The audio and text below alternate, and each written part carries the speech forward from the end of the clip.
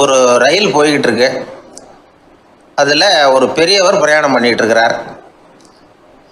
எதிரில் ஒரு பெரிய அதிகாரி, ஐஏஎஸ் ஆஃபீஸர் உட்காந்துருக்கிறார். ரெண்டு பேருக்கும் முன்ன பின்ன அறிமுகம் இல்லை. அவர் வேற யாரோ, இவர் வேற யாரோ. ஒரே ரயிலில் பிரயாணம் பண்ணிகிட்டு இருக்கிறாங்க. அதுவும் எதிர்த்த இருக்கையில்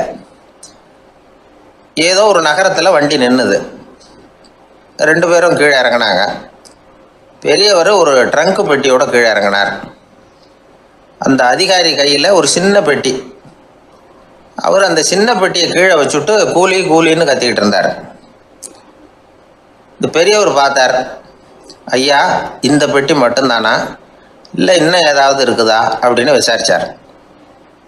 இப்போ அதிகாரி சொன்னார், இல்லைங்க இது மட்டும்தான் அப்படின்னு சொன்னார். இதுக்கு என்னத்துக்காக கூலி ஆள், நானே எடுத்துக்கிட்டு வரேனே, வாங்க அப்படின்னு சொல்லி அந்த பெட்டியை இந்த பெரியவர் கையில் எடுத்துக்கிட்டார். எடுத்ததும் ரெண்டு பேரும் பேசிக்கிட்டே நடந்து வராங்க.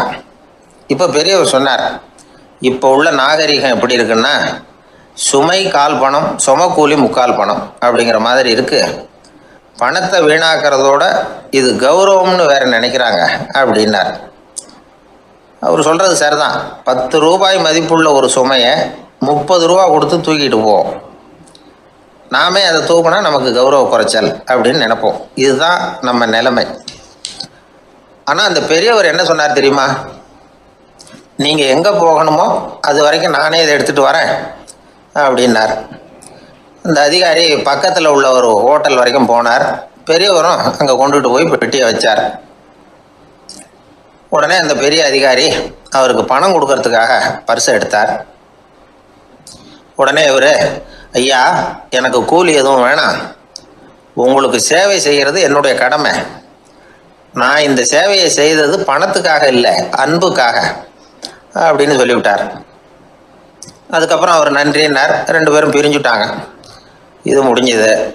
அன்னைக்கு சாயந்தரம் அங்கே ஒரு பெரிய கூட்டம் நடக்குது. இந்த அதிகாரியும் அந்த கூட்டத்துக்கு போகிறார். மக்கள் கூட்டம் ரொம்ப அதிகம். அதனால் இந்த அதிகாரியும் ஒரு ஓரமாக உட்காந்துக்கிட்டார்.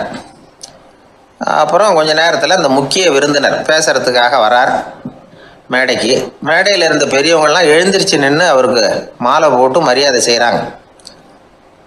எங்கேயோ ஒரு மூலையில் உட்காந்துருந்தார் அதிகாரி. அவர் இதை கவனித்தார். அவருக்கு ரொம்ப ஆச்சரியம், அதிர்ச்சி. ஏன்னா அங்கே பேச வந்த முக்கிய விருந்தினர் வேற யாரும் இல்லை. இன்னைக்கு காலையில் இவர் பெட்டியை தூக்கிட்டு வந்தார் பெரியவர், அவர் தான். சரி, அந்த பெரியவர் யார் தெரியுமா? அவர் தான் ஈஸ்வர சந்திர வித்யாசாகர். கூட்டம் முடிஞ்சது. அதிகாரி அவரை தேடி ஓடினார். அவர் கைகளை பிடிச்சிக்கிட்டார். ஐயா என்னை மன்னிச்சுருங்க அப்படின்னாரு. அப்புறம் சொன்னார், அகங்காரங்கிற கெட்ட புத்தி தான் உண்மையை கண்கள்ல இருந்து மறைக்குது.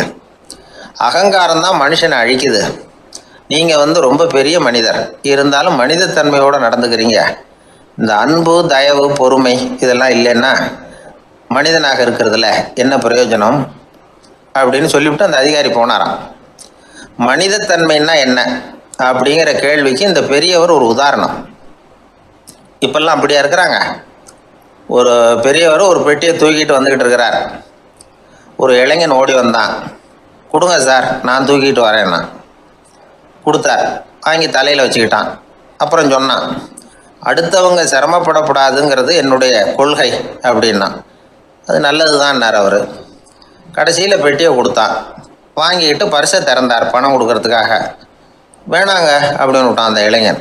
ஏன்னார், நான் சொன்னேன் அடுத்தவங்க சிரமப்படக்கூடாதுங்கிறது என்னுடைய கொள்கைன்னு. அதனால் உங்களுக்கு சிரமம் கொடுக்கக்கூடாதுங்கிறதுக்காக வரும்பொழுது நானே உங்கள் பர்ஸை எடுத்து வேணுங்கிற பணத்தை எடுத்துக்கிட்டு திருப்பி உங்கள் பாக்கெட்லேயே போட்டுட்டேன் அப்படின்னா. இப்படி இருக்குது இந்த காலம்.